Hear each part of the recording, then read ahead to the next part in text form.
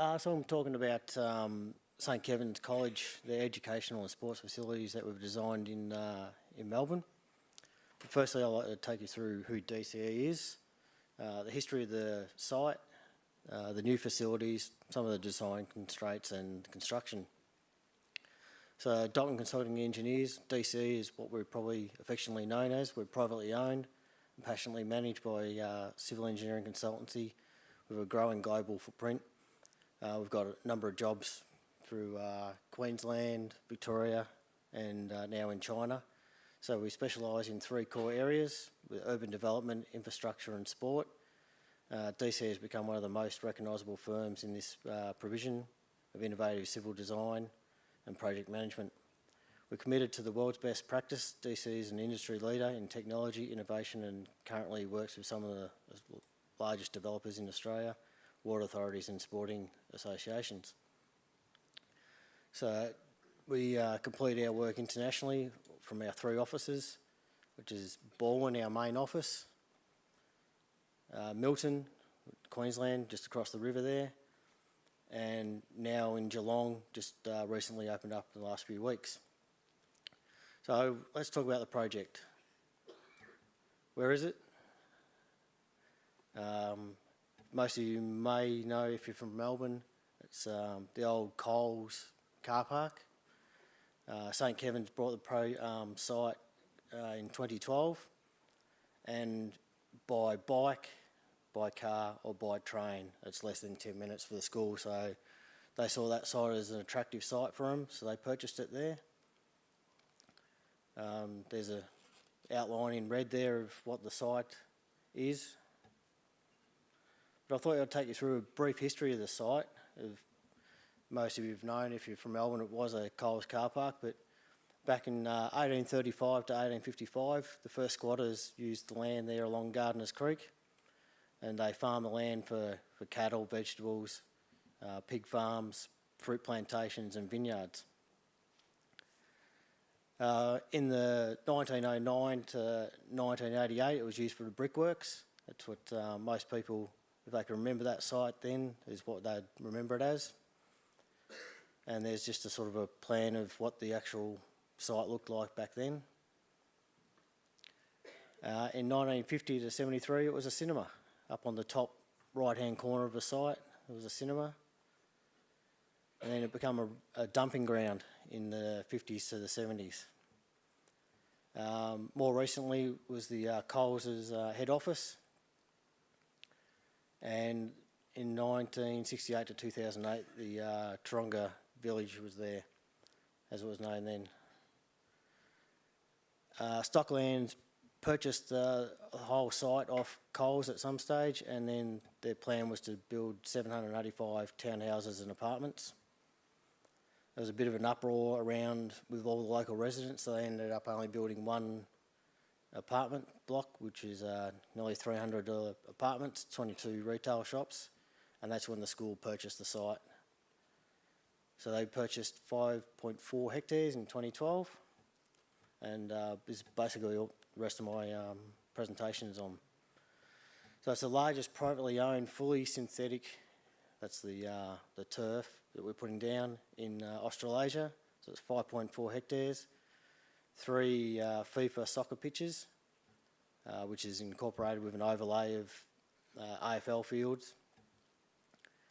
There's a hockey pitch, which is incorporated with 12 tennis courts, 12 practice cricket nets. There's an athletics track, high jump, long jump pits, shot put, a couple of pavilions, and also renewed the bike track along Gardiner's Creek. So there's sort of an overview of the site there, sort of everything combined. The pavilions that they're putting up. So some of the design problems we've inherited on this site was that there's an environmental overlay, flood inundation, a sewer manhole, all the codes that we had to design to, tree protection, earthworks, and just recently we found some subsidence.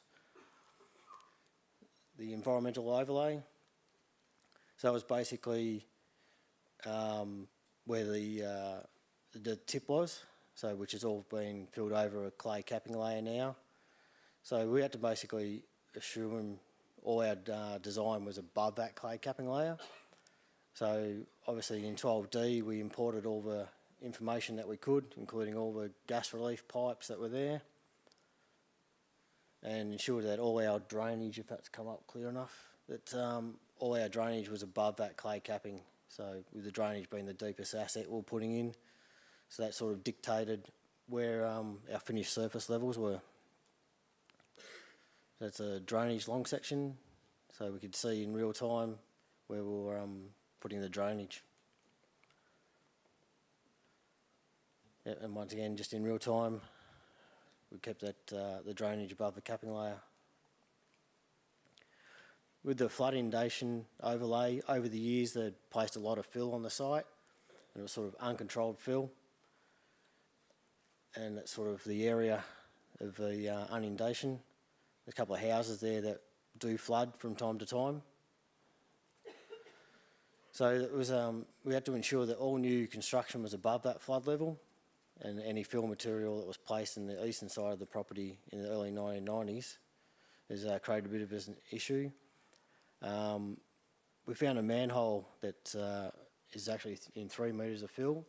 The local water authority didn't realise it was there, and they just allowed the contractors over the years to keep putting fill on top of that. We actually, just on the weekend, found it. So it was nearly 4 metres deep in fill. So, and we plan on lifting that up another 5 metres. So sort of there gives you an indication of what we found out on site. And as I said, we're nearly 4 metres down. We found that manhole lid, so which the guys found on Saturday.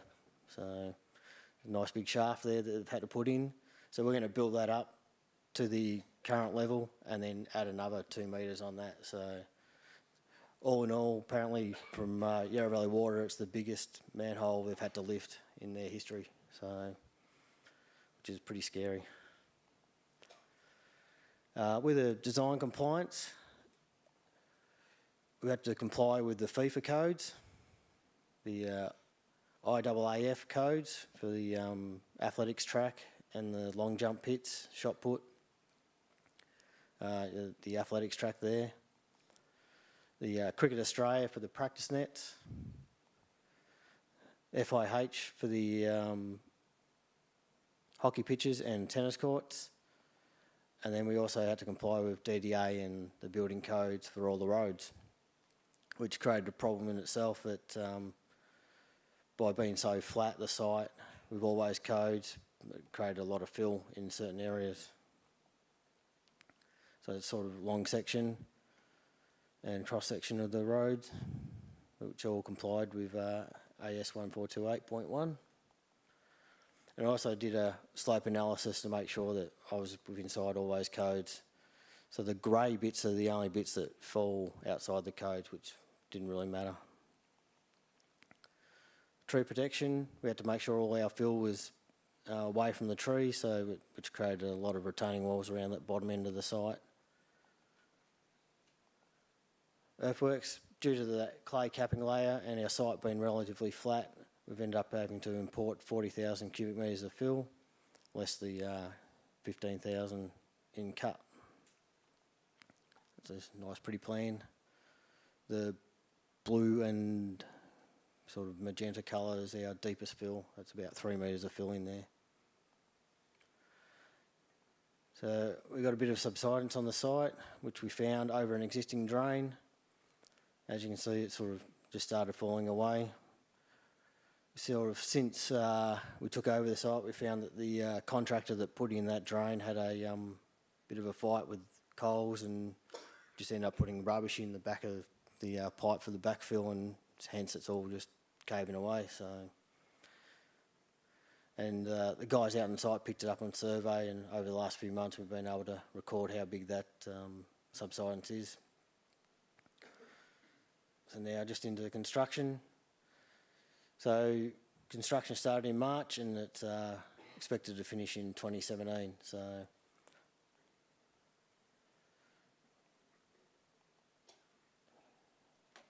just thought I'd show a quick video of the first couple of months of construction. Should have volume.